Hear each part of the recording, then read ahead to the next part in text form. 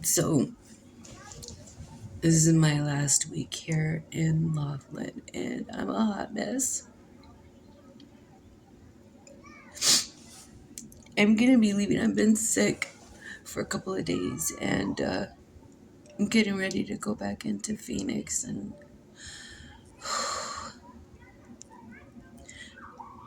now that I'm leaving here, I have to face the fact that I've been running because this is how I cope. This is how I run.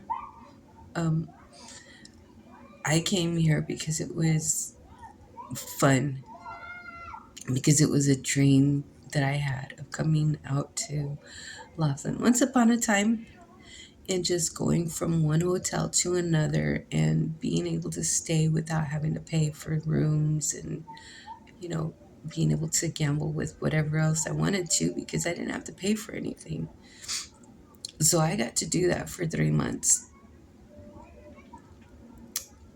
And that's not all I did, but it's pretty much mostly what I did. And I realized that now that I have to go back um,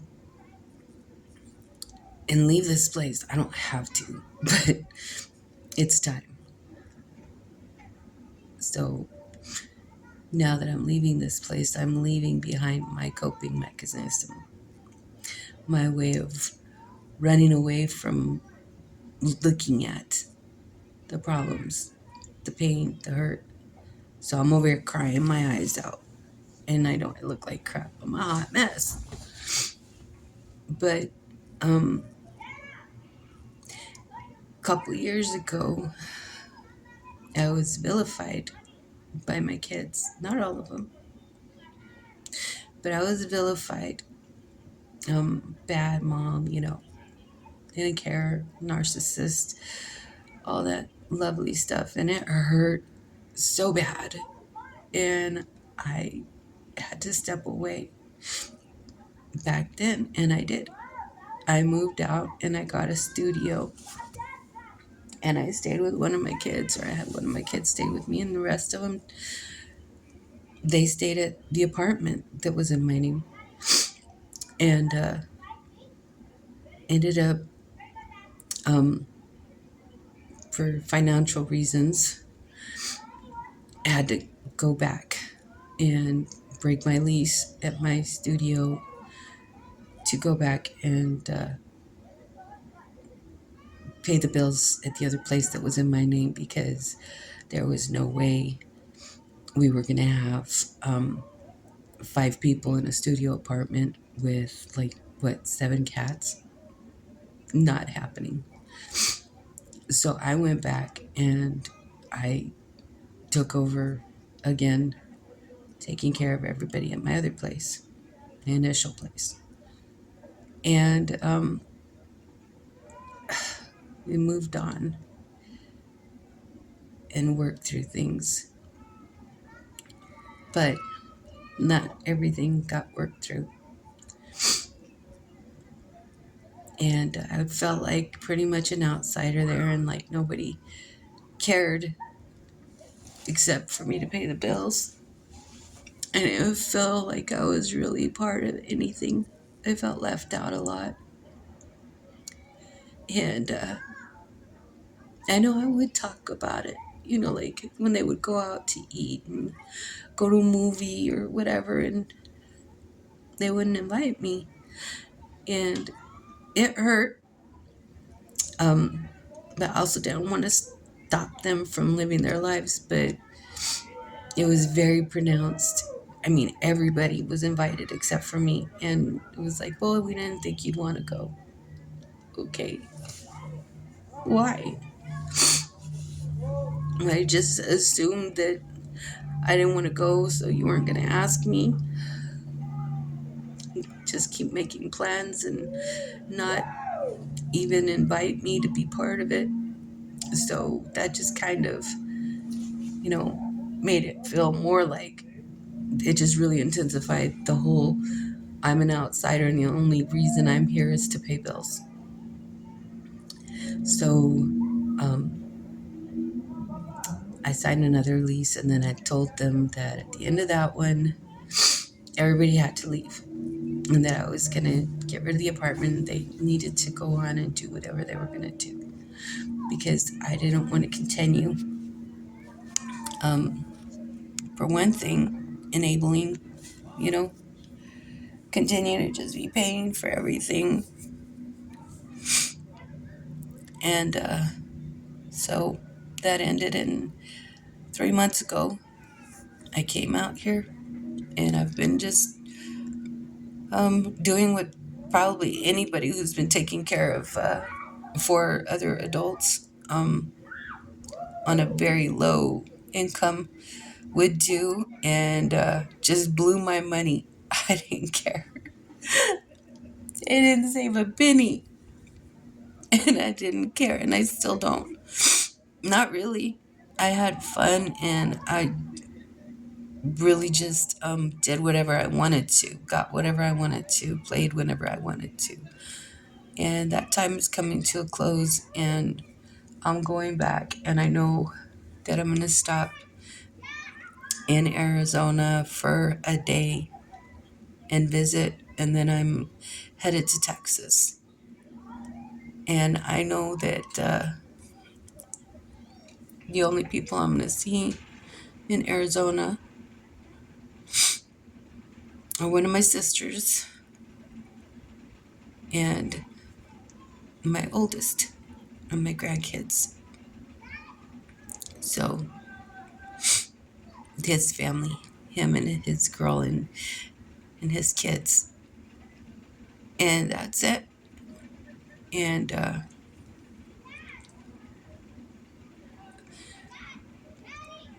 I know that my other kids, um, well, one of them's not talking to me. So that was fun. And that was just like a reopening of a wound that never really closed from 10 years ago. A wound that just kept getting cut open again and again. But anyway, in this time when estrangement has become like for young adults to estrange from their parents has become very, very popular. I really believe it is. I've seen a lot of it on like social media where kids are talking about going no contact with their parents and estranged parents who are talking about how they don't know what happened. So not kind of like not really in that boat where I'm confused and but also didn't really see it coming. So but in a roundabout way, I feel like it was a long time coming because I was already vilified 10 years ago. And no matter what I did, no matter what I said, no matter how much I tried to do to fix that, it was something that was just going to happen, I think. So, again, a long time coming.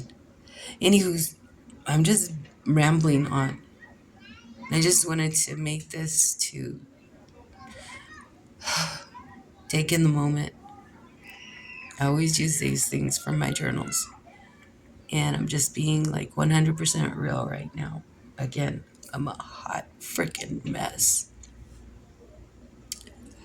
It hurts.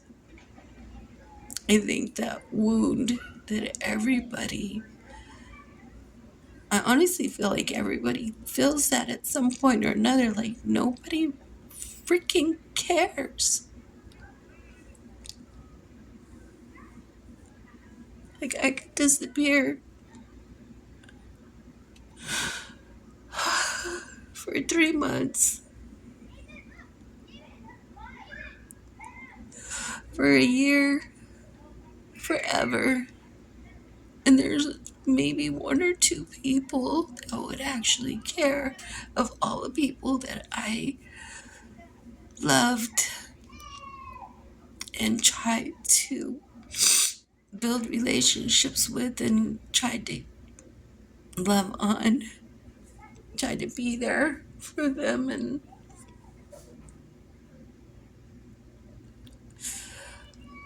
I feel like I don't matter. And that sucks.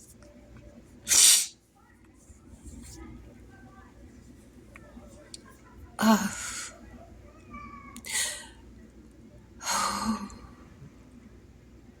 and I hate pity parties. I hate feeling weak. I hate crying. And I hate to show anybody this part of me because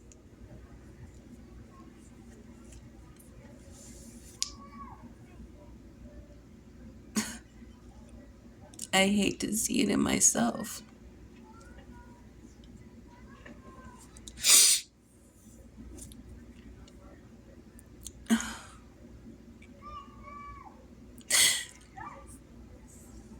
Because I don't like to stay here. I can't. I have to keep going. I have to keep moving towards tomorrow. I can't stay in the why me.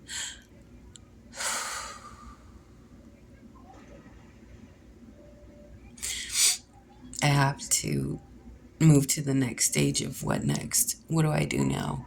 Where do we go from here? And I'll get there. Tomorrow's another day, and I am so excited to be going and visiting with the people in Arizona that I do get to see. I'm super excited to see my grandbabies.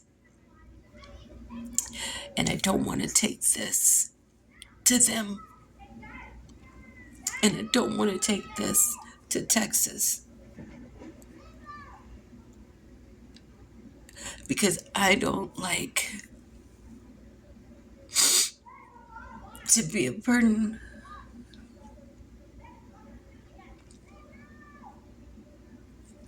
I don't like to make people feel uncomfortable, heavy.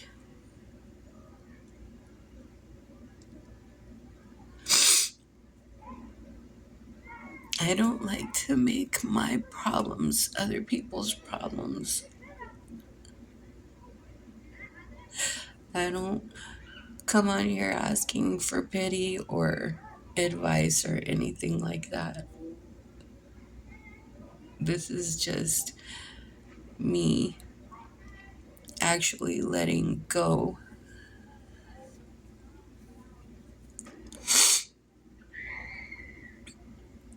I don't even know if this will get posted, but if I do post it, it will be for the sole purpose for anyone else who's going through something.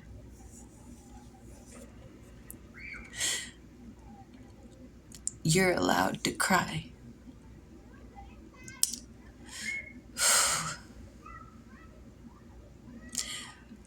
Stop being that person who thinks that tears are a weakness. They're healing. They're a release of toxins in your system. So let them flow. I'm not going to promise you that the next time I come on here, I'm not going to be a hot mess, because a lot of times the only time that I would write or that I would need to talk is when I'm a freaking hot mess, which is sucky because I really want to share the good times too. But I'm kind of like opposite, I think.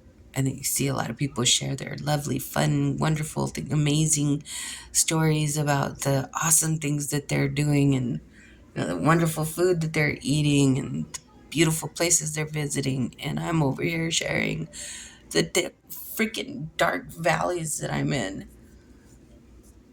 Just so you know, no matter how dark and deep the valleys get, I am never alone. He's always been there. Every freaking time.